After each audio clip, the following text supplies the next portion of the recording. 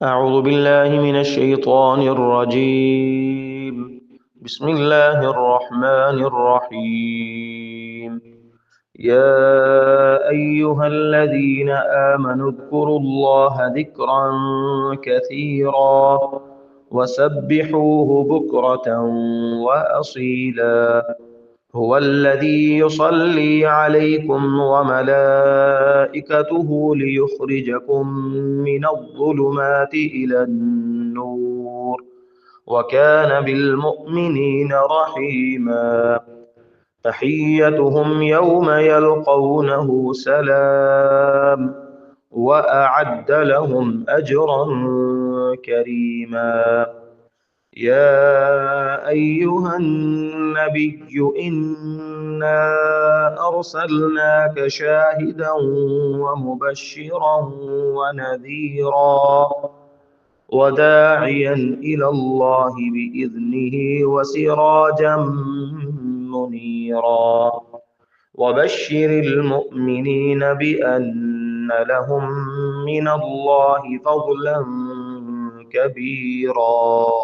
ترجمہ: اے ایمان والو، یاد کرو اللہ کی بہت سی اور پاکی بولتے رہو اس اللہ کی صبح اور شام، اور وہی اللہ ہے جو رحمت بھیجتا ہے تم پر اور اس کے فرشتے، تاکہ نکالے تم کو اندھیروں سے اجالے کی طرف اور رہے ایمان والوں پر مہربان۔ دعا ان کی جس دن اس سے ملیں گے سلام ہے، اور تیار رکھا ہے ان کے واسطے ثواب عزت کا۔ اے نبی صلی اللہ علیہ وآلہ وسلم، ہم نے آپ کو بھیجا ہے بتانے والا اور خوشخبری سنانے والا اور ڈرانے والا اور بلانے والا اللہ کی طرف اس کے حکم سے، اور چمکتا ہوا چراغ، اور خوشخبری سنا دے ایمان والوں کو کہ ان کے لیے ہے اللہ کی طرف سے بڑی بزرگی۔ اللہ پاک ہم سب کو قرآن پاک پڑھنے اور اس کو سمجھنے کی توفیق عطا فرمائے۔ جب ہم قرآن پاک پڑھتے ہیں، جیسے حضرت علی رضی اللہ تعالی عنہ سے منقول ہے کہ فرماتے ہیں کہ جب میرا دل کرتا ہے کہ میں اللہ سے باتیں کروں تو میں نماز پڑھتا ہوں، اور جب میرا دل کرے کہ اللہ مجھ سے باتیں کرے تو میں قرآن پاک پڑھتا ہوں۔ تو جب ہم قرآن پاک پڑھتے ہیں تو ایک دل کو چین اور سکون میسر ہوتا ہے کہ اللہ تعالی ہمیں کامیاب کرنے کے لیے جس اللہ نے اس قرآن کریم کو نازل کیا، اس قرآن کریم میں اللہ پاک ہمیں کامیابی کے اسباب بتا رہے ہیں۔ جیسے اللہ پاک اس آیت میں فرماتے ہیں کہ اے ایمان والو، اللہ کو بہت یاد کرو۔ ایک اور آیت میں اللہ پاک فرماتے ہیں فَاذْكُرُونِي أَذْكُرْكُمْ، کہ تم مجھے یاد کرو اور میں تمہیں یاد کروں گا۔ اور بے شک پاکیزگی اور پاکی بیان کرنے والی ذات اللہ ہی کی ہے، جس کی صبح و شام ہمیں ذکر کرنا چاہیے اور اس کی پاکی بیان کرتے رہنا چاہیے۔ جب ہم قرآن پاک پڑھتے ہیں تو ہمیں اس چیز میں ایک عجیب سا سکون میسر ہوتا ہے، جیسے اللہ پاک ہم سے ان باتوں کی جو ہے وہ بیان فرما رہے ہیں کہ اے ایمان والو، تم کیسے کامیاب ہو سکتے ہو۔ نبی پاک صلی اللہ علیہ وسلم کے بارے میں اللہ پاک نے اس آیت میں فرمایا کہ اے نبی صلی اللہ علیہ وسلم، ہم نے آپ کو خوشخبری سنانے والا بھیجا ہے اور لوگوں کو ڈرانے والا بھیجا ہے۔ خوشخبری کس چیز کی؟ کہ دائمی کامیابی کی، اور ڈرانا کس چیز کا؟ کہ دائمی ناکامی کا۔ ہم سب جو انسان اس دنیا میں آئے ہیں، ہم سب اس دنیا میں کامیاب ہونا چاہتے ہیں، اور دنیاوی کامیابی کے لیے دیکھیں ہم کتنی جو ہے وہ بھاگ دوڑ کرتے ہیں، ہم کتنی تکالیف اٹھاتے ہیں، اور ہم یہ ساری تکالیف اس چیز کے پیچھے اٹھا رہے ہیں جس کا ہمیں کوئی ایک ایتھنٹیکیشن نہیں ہے کہ ہم یہ جس چیز کے پیچھے بھاگ رہے ہیں وہ ہمیں مل بھی سکے گی یا نہیں۔ لیکن ہمیں حکم ہے کہ آپ کوشش کرو، دنیا میں بھی کوشش کرو اور آخرت کے حساب سے بھی آپ کوشش کرو۔ جیسے قرآن پاک میں اللہ پاک فرماتے ہیں وَأَلَّيْسَ لِلْإِنسَانِ إِلَّا مَا سَعَىٰ، انسان کے لیے وہی کچھ ہے جس کی اس نے کوشش کی۔ تو دنیا میں ہم کامیاب ہونے کے لیے کتنی تکالیف اٹھاتے ہیں، اور دنیاوی زندگی ہماری محض چند گھڑیوں کی ہے، اور ہمیں اس زندگی کا پتہ بھی نہیں ہوتا ہے۔ ہمارے پلانز تو بڑے ہوتے ہیں، بڑے بڑے ہم نے منصوبے بنائے ہوئے ہیں، لیکن اس کا اینڈ کا ہمیں پتہ نہیں ہے کہ ہم اس کی منزل پہ پہنچ بھی سکیں گے یا نہیں۔ جس چیز کے لیے ہم اپنی نیندیں خراب کر رہے ہیں، ہم تکلیف برداشت کر رہے ہیں، گرمیوں میں جل رہے ہیں، لیکن اس چیز کا ہمیں یہ ہوتا نہیں ہے آئیڈیا کہ ان ساری تکالیف اٹھانے کے بعد ہم وہ چیز حاصل بھی کر سکیں گے یا نہیں۔ لیکن جو آخرت کی کامیابی ہے، آخرت کی زندگی کا تو ہمارا ایمان ہے۔ ہم دنیا میں کتنا بھی رہیں، لیکن بہرحال ہم سب نے اس دنیا کو چھوڑنا ہے۔ کل نفس ذائقۃ الموت، ہر نفس نے موت کا ذائقہ چکھنا ہے، ہر نفس نے اس دنیا کو چھوڑنا ہے، کیونکہ یہ ہماری ایک ٹیمپرری ریزیڈنسی ہے یہاں پہ۔ جیسے ہم بہت سارے لوگ جو باہر جاتے ہیں تو وہ پہلے تو ٹیمپرری ریزیڈنسی پر رہتے ہیں، پھر ان کو جو ہے وہ پرماننٹ ریزیڈنسی ملتی ہے۔ تو اس دنیا میں تو ہم آئے ہی ٹیمپرری ریزیڈنسی پر ہیں۔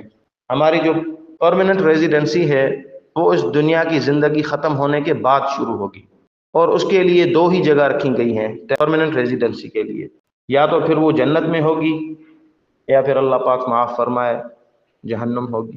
تو آپ صلی اللہ علیہ وسلم کو اس دنیا میں بھیجا گیا ہماری دنیاوی زندگی کو بھی کامیاب بنانے کے لیے، جو ہماری ٹیمپرری ریزیڈنسی ہے اس کو بھی ہم کامیاب بنائیں، اور آپ صلی اللہ علیہ وسلم کو بھیجا گیا تاکہ ہماری جو پرماننٹ ریزیڈنسی آنے والی ہے اس میں بھی ہم کامیاب ہو سکیں۔ تو دنیا کی جو ٹیمپرری ریزیڈنسی ہے وہ، اور جو ہماری آخرت کی آگے آنے والی پرماننٹ ریزیڈنسی ہے، ان دونوں کی کامیابی کا دار و مدار نبی پاک صلی اللہ علیہ وسلم کی بتلائی ہوئی جو باتیں ہیں، جو آپ صلی اللہ علیہ وسلم کی سنت ہیں، ان کے مطابق زندگی گزارنے میں ہی ہم سب کی کامیابی ہے۔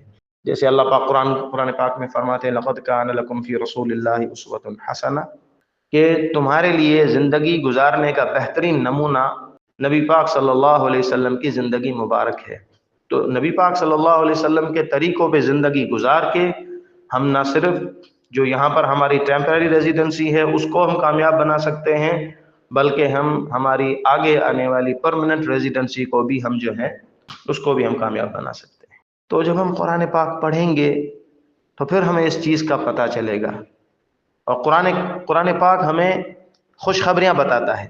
جب ہم قرآن پاک پڑھتے ہیں تو بہت ساری ایسی جگہ ہیں جس میں اللہ تعالیٰ ہمیں خوشخبریاں بتا رہے ہیں، اور بہت ساری ایسی جگہ ہیں جس میں اللہ پاک ہمیں پچھلی جو قومیں آئی تھیں اس دنیا میں جنہوں نے نافرمانیاں کی اور وہ کیسے تباہ ہو گئی، تو اللہ تعالیٰ ان کا بھی ہمیں پتہ بتا رہے ہیں۔